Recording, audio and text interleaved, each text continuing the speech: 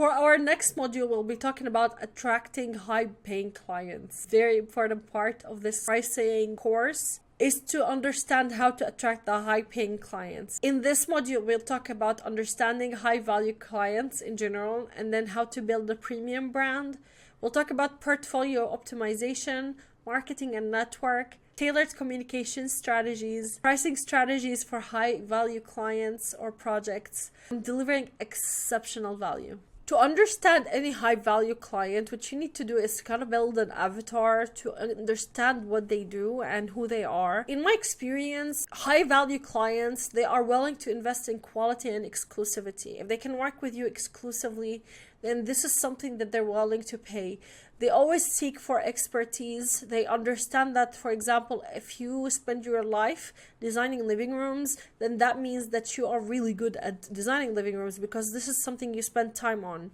So if you position yourself in a place where you know what your specialty is as a designer, that's going to make high value clients attracted to you. They also look for a personalized bespoke solution rather than having what everybody else has. They want something that's personal. They are very big on trust and discretion. This is all about reputation, and their decisions are always made on value and outcome rather than cost, which is honestly sounds like a dream, but they are out there. I've worked with a lot of high value clients, and I know they are very much worth targeting and building a reputation for. But like not just only for them, you're building their reputation for you too. High-end clients will see you as a premium if you position yourself as a premium, which you will do if you showcase high quality work, exceptional experience in your portfolio. So if your portfolio is including projects that you worked in university and that you're not proud of, that's not premium work. Premium work is taking something that reflects your style. If you don't have that piece yet, it's a good idea to have a faux project that's very much high end. The next time you see an opportunity to pitch yourself to a high value client, then you'll be able to show them that piece of work that you are proud of. You also will invest in professional branding. You will build a website, marketing materials, testimonials, all of the works. You cultivate an online presence because they care about these things. They care about presence and thought leadership, and they want to see your expertise. They want to see how much you know. And then you'll network in high-end circles and form partnership with luxury brands, and that's, a very good inside of that market. You'll emphasize personalized, tailor-made service offering for high-value clients. All of these, they come if you really position yourself as a premium and invest in yourself first. For this piece of the whole course, what I want from you to do is really research all of these pointers. This course will not work unless you do too. So you need to actually be able to research those things and talk to people, network, very important, go to events, things like that. Put yourself out there and you'll attract the right type of client, I promise you. I mean, the focused portfolio we talked about earlier, but it's also, you have to make sure that it's only top projects as a part of the portfolio. And if you are building your reputation for a specialty, then maybe focus on that specialty more than anything else, other than like pieces that you're really proud of. Whenever I'm talking about marketing and networking, I get a lot of questions about this part. And how do you do that? I mean, there's a lot of ways, but my favorite ways are through the search engine optimization, which means that you need a website.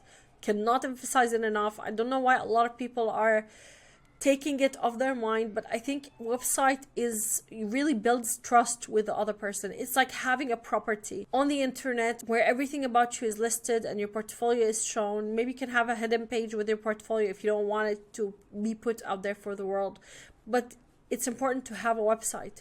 And then you'll go to industry events. So anything that has to do with interior design, you'll meet people, you'll talk to people.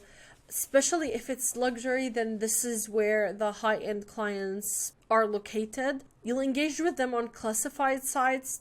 For each country, there are some sites that are very specialized in like the top tier clients. So make sure to research that, and you'll rely on word of mouth. If you met someone important, maybe tell them, you know what, I'm taking projects and, I'm targeting people who actually want luxury or they want high-end interior designing, and you might get there by just word of mouth alone. This is so underrated. It's the most effective way of marketing for interior designers. For the tailored communication for the high-end clients, what you need to do is you aim for experience rather than a standard proposal. My God, it's all about experience when it comes to high-end clients. If you put the pricing proposal in a box, for example, and you have it printed on a glossy paper or something fancy, so you make sure that these kind of detail with your branding on it, make sure that you're proud of your brand, and you make sure that you are able to really show your style throughout these kind of details, even for the scent, the smell, the touch, anything that can be integrated within the luxurious experience is a good idea to attract higher clients. But also when you get a high-end clients, then make sure that you do all of these things. You will be giving them a welcome kit, you're giving them a handover kit, personalized gift.